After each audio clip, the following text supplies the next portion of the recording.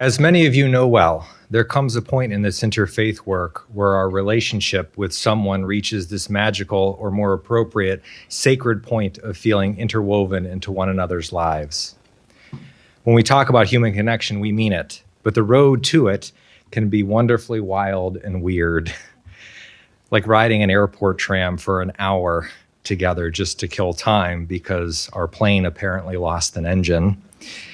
Or hosting a public event at the Grand Rapids Art Museum where I showed a documentary about how this person gets dressed in the morning. Maybe it's being woken up at 3 a.m. to the sound of this other blow drying his beard for an entire week in London. And of course, my personal favorite, being so excited to invite their family to see a Desi film that ends up being shockingly inappropriate for both kids and grandma alike. And we're still apologizing to Colmeet for that one. But I'm quite pleased to say that all of those are true for me and our final speaker. We've gone to each other's biggest work events of the years, traveled internationally together, shared family weddings, and encouraged each other as we try to faithfully live out the tenets of our respective traditions. When I think of Rishi Makkar, I think of someone who is profoundly real, a kind, charming, honest person, a small business owner, husband, father, and first-generation immigrant whose commitment to each of those roles is reflected so clearly in their incredible family, especially their children, Ashi and Angad, who we get to work with through our Scholars Program. Each time we have brought students to the Sikh Gurdwara, each time we have asked him to speak on panels or at the Interfaith Thanksgiving celebration, which has been numerous times, Rishi has always opened himself up for folks to see both the beauty of the Sikh religion and the inner life of an amazing human who, with both humor and humility, embodies the calling of the warrior sage. From the Sikh Society of West Michigan, please join me in welcoming Rishi Makkar.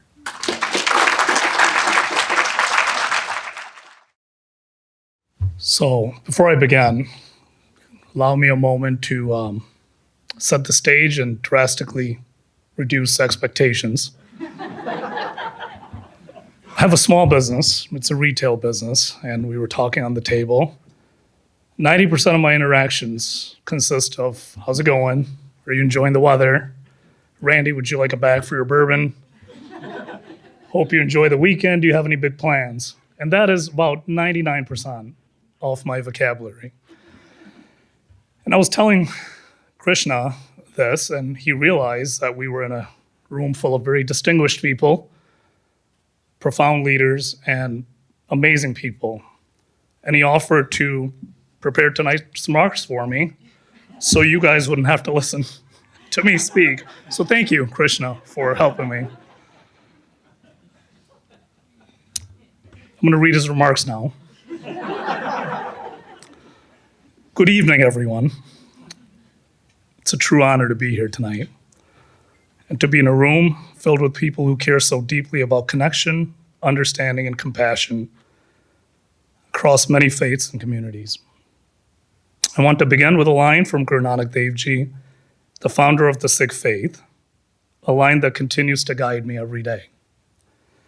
Na hum Hindu, na hum Musalman. It translates as, I am neither Hindu nor Muslim.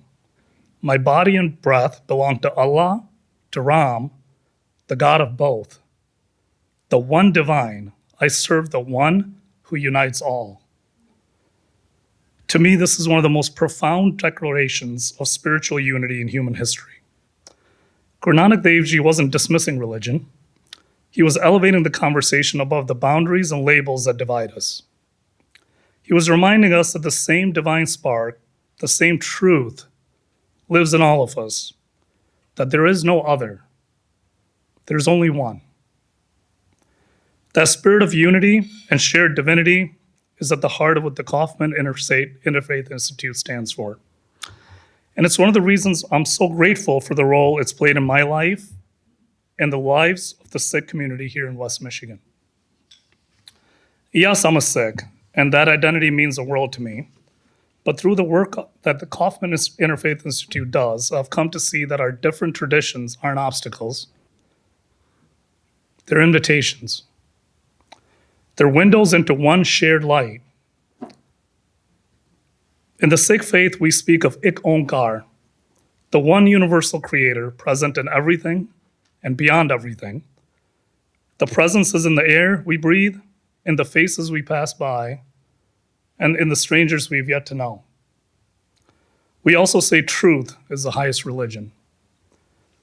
But in our tradition, truth isn't as simple as just the opposite of a lie. It's something eternal, something that flows through every part of creation. And to live truthfully means to align our lives with that deep, undying presence in our action, in our words, and in how we treat one another. And that's what Kaufman has helped us do. It has helped advance a sense of equality and belonging for all, not just for people of different religious identities, but also those who are secular or spiritual in their own ways. This is a community that doesn't ask anyone to check their beliefs at the door. Instead, it fosters human connection, interfaith understanding, and collective transformation. Those aren't just lofty goals. They're lived values, and I've seen their impact firsthand. Whether we're hosting Langar, which is a free community kitchen, at the Gurdwara, or welcoming students and community groups into our sacred space, Kaufman has helped create moments that allow us to offer our tradition in service and to learn from others in the process. One example that stands out is the Shaping Narrative Project, a partnership with PBS and Kaufman that gave space for powerful storytelling and deep listening. As part of that project, our very own Kyle and Lynn Thomas, both from different faith backgrounds, traveled with us to London and stayed for a week at the Gurdwara. Having someone from another tradition live, connect, and learn in our sacred space was an unforgettable experience. I could probably spend all night talking about those experiences, as Kyle alluded to. But for me, it was eye-opening while trying to give someone else an understanding of how a Sikh is supposed to live every day. I realized all the shortcomings within myself, and it blew my mind what a long way I had to go. The beautiful irony was I was trying to show them, but instead came to a realization that I wasn't doing half of the things that I should be doing. I still have areas I fall short in how I serve others. That week taught me something real, something lasting, and it's a lesson I've carried with me ever since. I'm still learning. I'm still growing. And that's the beauty of this kind of work. It changes you if you let it. I think too about the Gurdwara open houses here in West Michigan. Over the years, they've become moments not just of education, but of healing. Especially in the years after September 11th, when the Sikh community, because of visible articles of faith like my turban, became targets of misunderstanding and sometimes even violence. That experience shook us, but it also reminded us of the deeper purpose of the turban, which is to serve, to protect the rights of all people to worship freely, to stand visibly for justice, equality, and human dignity. That's what it means to be a Sikh. And Kaufman has helped us share that truth, to offer it as a point of connection, not confusion. That kind of work, grassroots engagement, shared power, and critical hope is what Kaufman is all about. It's what it looks like to grow a community of belonging where every tradition is honored and every person is seen. Then there's the Interfaith Scholars Program. What a gift that's been. It's kept my kids off of TikTok for at least one day. Both of my children have taken part in it, and I've seen how it's shaped their worldview. Not just by teaching them about other traditions, but by showing them how to lead with compassion, how to listen deeply, and how to hold spaces for others without letting go of who they are. It's been a joy to watch them grow in a community that sees differences as a strength. And I'll never forget Valerie Kaur's visit, made possible by Kaufman. Her words about seeing no stranger and choosing to love anyway have stayed with so many of us. The idea that love is a choice that we make over and over, even when it's difficult, is something I try to return to every day. So when I reflect on what Kaufman has meant to me as a father, as a Sikh, as someone striving to live with intention, I can say this from my heart. This work has shaped me. It's helped me grow more deeply into the teachings of my own faith. It's given me courage and clarity. It's helped me believe that communities like this, rooted in love, equality, and pluralism, can truly transform the world.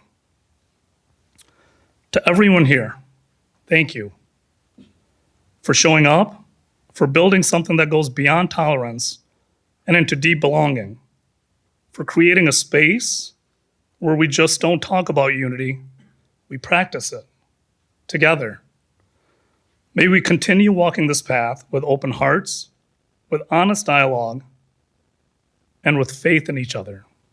Waheguru Ji Ka Khalsa, Waheguru Ji Ki Fateh. Thank you.